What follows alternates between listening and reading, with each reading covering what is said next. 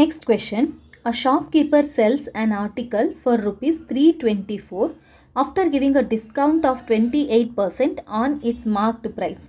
The cost price of the article is rupees 300. If he sells the article by giving 18% discount on its same marked price, then what will be his profit percent ಅಂತ ಕೇಳಿದ್ದಾರೆ.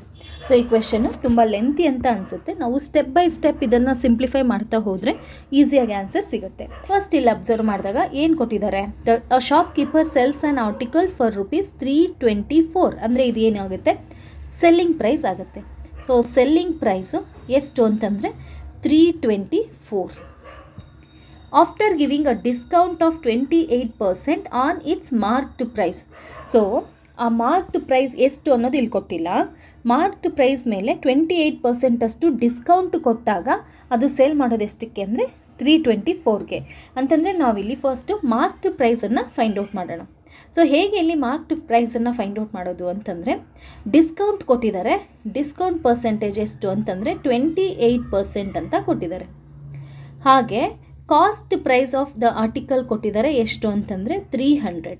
So cost price ಎಷ್ಟು ಆಗುತ್ತೆ ಅಂತಂದರೆ 300 ಅಂತ ಕೊಟ್ಟಿದ್ದಾರೆ. Marked ಪ್ರೈಸನ್ನು ನಾವಿಲ್ಲಿ ಹೇಗೆ find out ಮಾಡಬಹುದು ಅಂತಂದರೆ, ನಾವಿಲ್ಲಿ ಮಾರ್ಕ್ಡ್ ಪ್ರೈಸನ್ನು ಎಕ್ಸ್ ಅಂತ ತಗೊಳ್ಳೋಣ.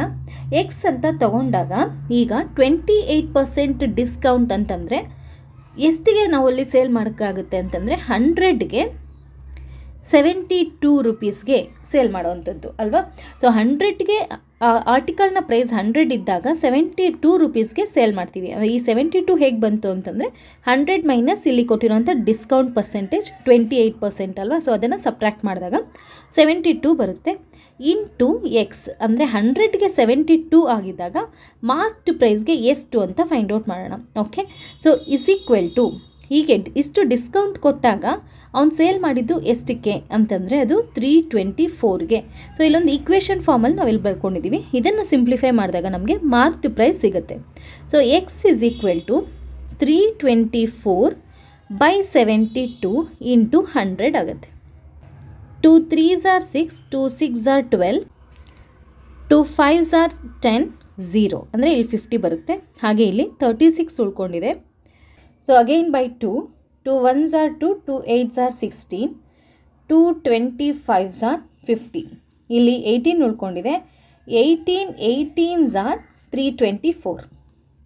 ಸೊ ಇಲ್ಲಿ ಉಳ್ಕೊಳ್ಳೋಂಥ ನಂಬರ್ಸು 18 ಇಂಟು 25. ಸೊ 18 ಇಂಟು 25 ಅಂತಂದರೆ 450. ಆಗ ಎಕ್ಸ್ನ ವ್ಯಾಲ್ಯೂ ಎಷ್ಟು ಅಂತಂದರೆ 450 ಆಗುತ್ತೆ. ಅಂತಂದರೆ ಮಾರ್ಕ್ಡ್ ಪ್ರೈಸ್ ಎಷ್ಟು ಅಂತಂದರೆ 450. ಸೊ ನಮಗಿಲ್ಲಿ ಮಾರ್ಕ್ಡ್ ಪ್ರೈಸ್ ಸಿಕ್ತು. ಈಗ ನೆಕ್ಸ್ಟ್ ಸೆಂಟೆನ್ಸ್ ನೋಡ್ತಾ ಹೋಗೋಣ. If he sells the article by giving 18% discount on its same marked price, then what will be his profit percent ಅಂತ. ಅಂದರೆ ಮಾರ್ಕ್ಡ್ ಪ್ರೈಸ್ ಅಷ್ಟೇ ಇರುತ್ತೆ. ನೆಕ್ಸ್ಟ್ ಡಿಸ್ಕೌಂಟ್ ಎಷ್ಟು ಕೊಡ್ತಾನೆ ಅಂದರೆ 18% ಅಷ್ಟು ಡಿಸ್ಕೌಂಟ್ ಕೊಟ್ಟು ಆ ವಸ್ತುನ ಸೇಲ್ ಮಾಡ್ತಾನೆ. 18% ಡಿಸ್ಕೌಂಟ್ ಕೊಟ್ಟು ಆ ಆರ್ಟಿಕಲನ್ನು ಸೇಲ್ ಮಾಡಿದಾಗ ಅವನಿಗೆ ಎಷ್ಟು ಪ್ರಾಫಿಟ್ ಆಗುತ್ತೆ ಅನ್ನೋದನ್ನು ಫೈಂಡ್ ಔಟ್ ಮಾಡಬೇಕಾಗಿರೋದು. ಸೊ ಇಲ್ಲಿ ಎಷ್ಟು ಡಿಸ್ಕೌಂಟ್ ಕೊಡ್ತಾ ಇದ್ದಾನೆ ಅಂತಂದರೆ 18%. ಸೊ 18%ಅನ್ನು ನಾವೇನಂತ ಬರ್ಕೋಬಹುದು, 18/100. 100ಗೆ 18 ಡಿಸ್ಕೌಂಟ್ ಕೊಟ್ಟಾಗ ಇಲ್ಲಿ ಮಾರ್ಕ್ಡ್ ಪ್ರೈಸ್ ಎಷ್ಟಿದೆ 450. ಸೊ 450ಗೆ ಎಷ್ಟಾಯಿತು ಅಂತ. ಸೊ ಇಲ್ಲಿ ಸಿಂಪ್ಲಿಫೈ ಮಾಡೋಣ. 0 0 ಕ್ಯಾನ್ಸಲ್ ಆಗುತ್ತೆ. 10 1s are 10, 10 4.5 ಅಂತ ಬರುತ್ತೆ ಇಲ್ಲಿ. ಸೊ 18 ಇಂಟು 4.5 ಅಂತಂದರೆ 81 ಆಗುತ್ತೆ. ಅಂತಂದರೆ ಡಿಸ್ಕೌಂಟ್ ಅಮೌಂಟ್ ಎಷ್ಟು, ಡಿಸ್ಕೌಂಟ್ ಕೊಡೋದು ಎಷ್ಟು ಅಂತಂದರೆ 81 ರೂಪೀಸನ್ನು. ಈಗ ಮಾರ್ಕ್ಡ್ ಪ್ರೈಸ್ ಎಷ್ಟಾಗಿದೆ 450. ಹಾಗಾದರೆ 81% ಕಡಿಮೆ ಮಾಡಿಕೊಂಡಾಗ ಸೆಲ್ಲಿಂಗ್ ಪ್ರೈಸ್ ಎಷ್ಟಾಗುತ್ತೆ 450 ಮೈನಸ್ 81. ಸೊ 450 ಮೈನಸ್ 81 ಅಂತಂದರೆ 369ಗೆ. ಆರ್ಟಿಕಲನ್ನು ಎಷ್ಟಿಗೆ ಸೇಲ್ ಮಾಡ್ತಾನೆ ಅಂತಂದರೆ ಅದು 369ಗೆ ಸೇಲ್ ಮಾಡ್ತಾನೆ. ಕಾಸ್ಟ್ ಪ್ರೈಸ್ ಎಷ್ಟಿದ್ದಿದ್ದು, ಕಾಸ್ಟ್ ಪ್ರೈಸ್ ಇದ್ದಿದ್ದು 300. ಸೊ 300 ಇದ್ದಿದ್ದ ಆರ್ಟಿಕಲನ್ನು 369ಗೆ ಸೇಲ್ ಮಾಡ್ತಾನೆ. ಅಂದರೆ ಇಲ್ಲಿ ಪ್ರಾಫಿಟ್ ಆಗಿದ್ದು ಎಷ್ಟು ರೂಪಾಯಿ ಅಂತಂದರೆ 369 ಮೈನಸ್ 300 ಅಂತಂದರೆ 69. ಸೊ ಪ್ರಾಫಿಟ್ ಆಗಿದ್ದು 69 ರೂಪೀಸ್. ನಾವಿಲ್ಲಿ ಫೈಂಡ್ ಔಟ್ ಮಾಡಬೇಕಾಗಿರೋದು ಪ್ರಾಫಿಟ್ ಪರ್ಸೆಂಟ್. ಸೊ ನಾವಿಲ್ಲಿ ಫೈಂಡ್ ಔಟ್ ಪ್ರಾಫಿಟ್ 69 ರೂಪೀಸ್ ಆಗುತ್ತೆ. ಆದರೆ ನಾವಿಲ್ಲಿ ಫೈಂಡ್ ಔಟ್ ಮಾಡಬೇಕಾಗಿರೋದು ಪ್ರಾಫಿಟ್ ಪರ್ಸೆಂಟಲ್ಲಿ ಫೈಂಡ್ ಔಟ್ ಮಾಡಬೇಕು. ಹೇಗೆ ಅದನ್ನು ಫೈಂಡ್ ಔಟ್ ಮಾಡೋದು ಅಂತಂದರೆ, ಈಗ 300 ರೂಪೀಸ್ ಇದ್ದಾಗ, ಕಾಸ್ಟ್ ಪ್ರೈಸ್ 300 ಇದ್ದಾಗ ಅವನಿಗೆ ಪ್ರಾಫಿಟ್ ಆಗಿದ್ದು ಎಷ್ಟು ಅಂತಂದರೆ 69. ಅದೇ ಆರ್ಟಿಕಲ್ 100 ಇದ್ದಾಗ ಪರ್ಸೆಂಟೇಜ್ ಇಸ್ ನಥಿಂಗ್ ಬಟ್ 100 ಇದ್ದಾಗ ಎಷ್ಟು ಪ್ರಾಫಿಟ್ ಆಗುತ್ತೆ ಅನ್ನೋದು. ಸೊ ಇದನ್ನು ನಾವು ಹೇಗೆ ಬರ್ಕೊಳ್ಳೋದು ಅಂತಂದರೆ 69/300 ಇಂಟು 100. 2 zeros ಕ್ಯಾನ್ಸಲ್ ಆಗುತ್ತೆ.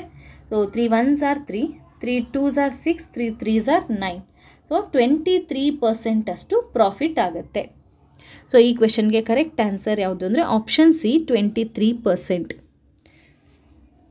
ಸೊ ಈ ಥರದ ಕ್ವೆಶನನ್ನು ನಾವು ಪ್ರಾಕ್ಟೀಸ್ ಮಾಡಿದಷ್ಟು ಈಸಿಯಾಗಿ ಕ್ವಿಕ್ಕಾಗಿ ಆನ್ಸರ್ ಮಾಡ್ಕೋಬಹುದು. ಸೊ ಈ ಕ್ವೆಶನ್ಗೆ correct answer option C 23%. Okay, next question. The product of two rational numbers is -40/3 if one of the numbers is -5/2 then the reciprocal of the other number lies between ಅಂತ ಕೇಳಿದ್ದಾರೆ.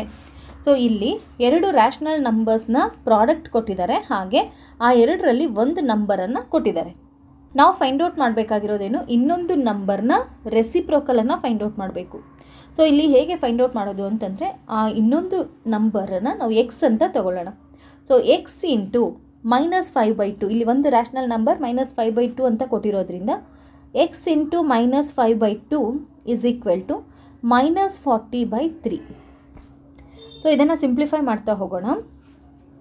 X is equal to -40/3 into ಈ rational ನಂಬರನ್ನು ನಾವು RHSಗೆ ತಗೊಂಡಾಗ -2/5 ಆಗುತ್ತೆ.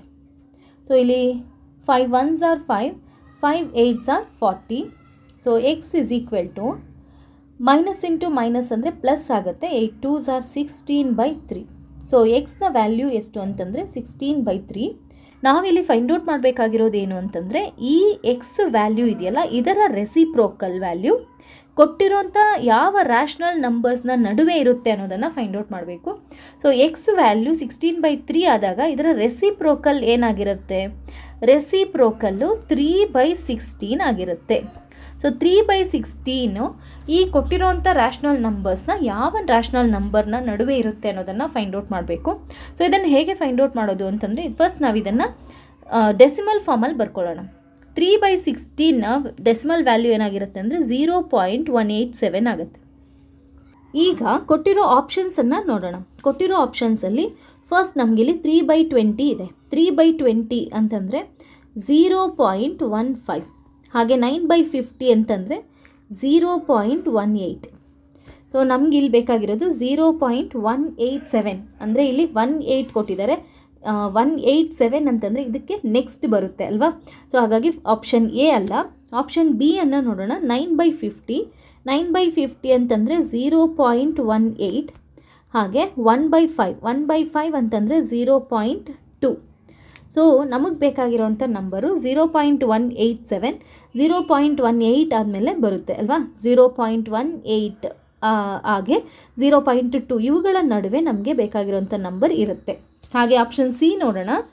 1/5 ಅಂತಂದರೆ 0.2, ಹಾಗೆ 1/4 ಅಂತಂದರೆ 0.25. ಸೊ ಇವುಗಳ ನಡುವೆ ಇರೋದಿಲ್ಲ.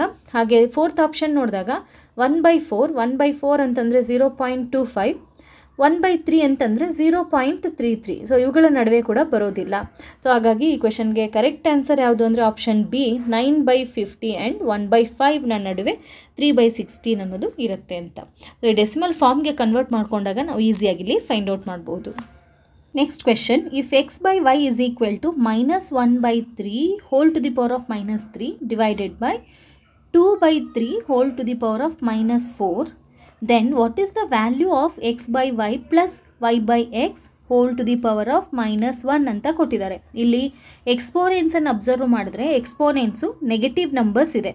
ಸೊ ನೆಗೆಟಿವ್ ನಂಬರ್ಸ್ ಇದ್ದಾಗ ನಾವೊಂದು ಎಕ್ಸ್ಪೋನೆಂಟ್ ಲಾನ ನೆನ್ಪಿಟ್ಕೋಬೇಕಾಗತ್ತೆ. ಏನದು ಅಂದರೆ a/b to the power of -1 ಇದ್ದಾಗ, ಅಂದರೆ ಎಕ್ಸ್ಪೋನೆಂಟ್ ನೆಗೆಟಿವ್ ಇದ್ದಾಗ ಅದನ್ನು ಪಾಸಿಟಿವ್ ಆಗಿ ಕನ್ವರ್ಟ್ ಮಾಡ್ಕೋಬೇಕಾದ್ರೆ ನಾವೇನು ಮಾಡಬೇಕಂದ್ರೆ ಇಲ್ಲಿ a/b ಇದೆಯಲ್ಲ ಅದರ ರೆಸಿಪ್ರೋಕಲನ್ನು ಬರ್ಕೋಬೇಕಾಗತ್ತೆ. ಅಂದರೆ b/a ಅಂತ ಬರ್ಕೊಂಡಾಗ -1 ಇರೋದು +1 ಆಗುತ್ತೆ. ಸೊ ನಾವಿಲ್ಲಿ ಇದನ್ನೇ ಯೂಸ್ ಮಾಡ್ತಾ ಇದ್ದೀವಿ. ಅಂದರೆ ನೆಗೆಟಿವ್ ಎಕ್ಸ್ಪೋನೆಂಟನ್ನು ಪಾಸಿಟಿವ್ ಎಕ್ಸ್ಪೋನೆಂಟಾಗಿ ಕನ್ವರ್ಟ್ ಮಾಡಬೇಕು ಫಸ್ಟ್ಗೆ.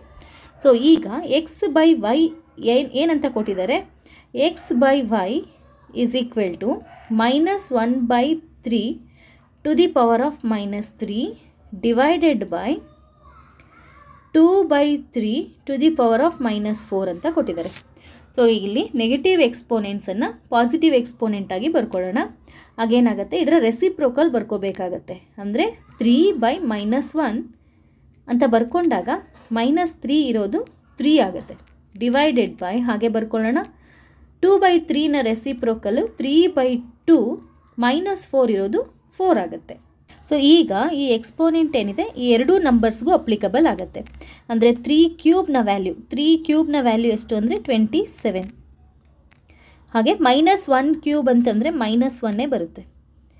Divided by 3 to the power of 4 ಅಂತಂದರೆ 81. ಹಾಗೆ 2 ಟು ದಿ ಪವರ್ ಆಫ್ 4 ಅಂತಂದರೆ 16. ಈಗ ಇಲ್ಲಿ ಡಿವಿಷನನ್ನು ಹೇಗೆ ಸಿಂಪ್ಲಿಫೈ ಮಾಡೋದು ಅಂತಂದರೆ ಫಸ್ಟ್ ಇರೋಂಥ ರ್ಯಾಷನಲ್ ನಂಬರ್ ಏನಿದೆ ಅದನ್ನು ಹಾಗೆ ಬರ್ಕೊಳ್ಳೋಣ. ಸೊ ಇಲ್ಲಿ 27/-1 ಅಂತ ಇರೋದನ್ನು ನಾವೇನು ಬರ್ಕೋಬಹುದು, -27. ಡಿವಿಷನ್ ಸೈನನ್ನು ಫಸ್ಟ್ ಮಲ್ಟಿಪ್ಲಿಕೇಶನ್ ಸೈನ್ ಆಗಿ ಬರ್ಕೊಳ್ಳೋಣ. ಮಲ್ಟಿಪ್ಲಿಕೇಶನ್ ಸೈನ್ ಆಗಿ ಕನ್ವರ್ಟ್ ಮಾಡಿದಾಗ ನಾವು ಇಲ್ಲಿರೋಂಥ ನಂಬರ್ನ ರೆಸಿಪ್ರೋಕಲ್ ಬರ್ಕೋಬೇಕಾಗತ್ತೆ. ಅಂದರೆ 81/16 ನಾವು 16/81 ಅಂತ ಬರ್ಕೋಬೇಕಾಗತ್ತೆ. ಓಕೆ, ಸೊ ಈಗ ಇದನ್ನು ಸಿಂಪ್ಲಿಫೈ ಮಾಡ್ತಾ ಹೋಗೋಣ. 27 1s are 27, 27 3s are 81. So ಈಗ -16/3. ಸೊ ಈ -16/3 ಅನ್ನೋದು ಯಾವುದರ ವ್ಯಾಲ್ಯೂ ಅಂದರೆ x/y ನ ವ್ಯಾಲ್ಯೂ. x/y ನ ವ್ಯಾಲ್ಯೂ ಎಷ್ಟು ಅಂತಂದರೆ -16/3. ಸೊ ಈಗ ನಾವು ಇಷ್ಟನ್ನು ಸಿಂಪ್ಲಿಫೈ ಮಾಡಿದಾಗ x/y ನ ವ್ಯಾಲ್ಯೂ ಸಿಕ್ತು. ಸೊ x/y ನ ವ್ಯಾಲ್ಯೂ ಎಷ್ಟು ಅಂತಂದರೆ -16/3. ಇಲ್ಲಿಗೆ ನಮ್ಮ ಕ್ವೆಶನ್ ಕಂಪ್ಲೀಟ್ ಆಗಲಿಲ್ಲ. ಇದನ್ನು ಯೂಸ್ ಮಾಡ್ಕೊಂಡು ನಾವಿಲ್ಲಿ x/y + y/x to the power of -x ಇದನ್ನು ಸಿಂಪ್ಲಿಫೈ ಮಾಡಬೇಕಾಗತ್ತೆ. ಸೊ ಈಗ ಎಕ್ಸ್ನ ವ್ಯಾಲ್ಯೂ ಬರ್ಕೊಳ್ಳೋಣ. ಸೊ x/y ನ ವ್ಯಾಲ್ಯೂ ಎಷ್ಟು ಅಂತಂದರೆ -16/3. ಇದನ್ನು ಯೂಸ್ ಮಾಡಿಕೊಂಡು ಸಿಂಪ್ಲಿಫೈ ಮಾಡ್ತಾ ಹೋಗೋಣ. ಸೊ ಈಗ x/y + y/x to the power of -1. x/y ನ ವ್ಯಾಲ್ಯೂ ಸಿಕ್ತು ನಮಗೆ. x/y ನ ವ್ಯಾಲ್ಯೂ ಎಷ್ಟಿತ್ತು ಅಂತಂದರೆ -16/3 ಪ್ಲಸ್ y/x ಅಂತಂದರೆ ಇದರ ರೆಸಿಪ್ರೋಕಲ್ ಅಲ್ವಾ. ಸೊ ಇದರ ರೆಸಿಪ್ರೋಕಲನ್ನು ನಾವೇನಂತ ಬರ್ಕೋಬಹುದು, 3/-16 ಅಂತ, whole to the power of -1 ಹಾಗೆ ಬರ್ಕೊಳ್ಳೋಣ. ಸೊ ಇಲ್ಲಿ ಮೈನಸ್ ಇರೋದ್ರಿಂದ ಈ ಪ್ಲಸ್ ಏನಾಗುತ್ತೆ, ಮೈನಸ್ ಆಗುತ್ತೆ. So -16/3 plus into minus 3/16 whole to the power of -1 ಆಗುತ್ತೆ. ಇದನ್ನು ನಾವಿಲ್ಲಿ ಸಿಂಪ್ಲಿಫೈ ಮಾಡೋಣ. 3 ಹಾಗೆ 16ಗೆ LCM ಎಷ್ಟು ಬರುತ್ತೆ ಅಂತಂದರೆ 48 ಬರುತ್ತೆ. ಹಾಗೆ ಇಲ್ಲಿ -256 -9 ಬರುತ್ತೆ, whole to the power of -1 ಹಾಗೆ ಬರ್ಕೊಳ್ಳೋಣ. -256 -9 ಅಂತಂದರೆ -265/48. So whole to the power of -1 ಹಾಗೆ ಇದೆ. ಈ -1 ಪ್ಲಸ್ ಆಗಿ ಕನ್ವರ್ಟ್ ಮಾಡಬೇಕಾದ್ರೆ ನಾವೇನು ಮಾಡಬೇಕು, ಇದನ್ನು ರೆಸಿಪ್ರೋಕಲ್ ಬರ್ಕೋಬೇಕಾಗತ್ತೆ. ಸೊ ರೆಸಿಪ್ರೋಕಲ್ ಬರೆದಾಗ 48/-265. ಸೊ ಇದನ್ನು ಸಿಂಪ್ಲಿಫೈ ಮಾಡಿದಾಗ ಎಷ್ಟು ಆನ್ಸರ್ ಸಿಗುತ್ತೆ ಅಂತಂದರೆ 48. ಈ ಮೈನಸನ್ನು ನಾವು ನ್ಯೂಮರೇಟರ್ಗೆ ಶಿಫ್ಟ್ ಮಾಡ್ಕೋಬೋದು. ಸೊ -48/265. ಸೊ ಕೊಟ್ಟಿರೋ ಆಪ್ಷನ್ಸಲ್ಲಿ ಈ ನಂಬರ್ ಎಲ್ಲಿದೆ ಅಂತಂದರೆ ಆಪ್ಷನ್ ಡಿ ಯಲ್ಲಿದೆ, -48/265. ಸೊ ಈ ಕ್ವೆಶನ್ಗೆ ಕರೆಕ್ಟ್ ಆನ್ಸರ್ ಯಾವುದು ಅಂದರೆ ಆಪ್ಷನ್ ಡಿ, -48/265. ಓಕೆ.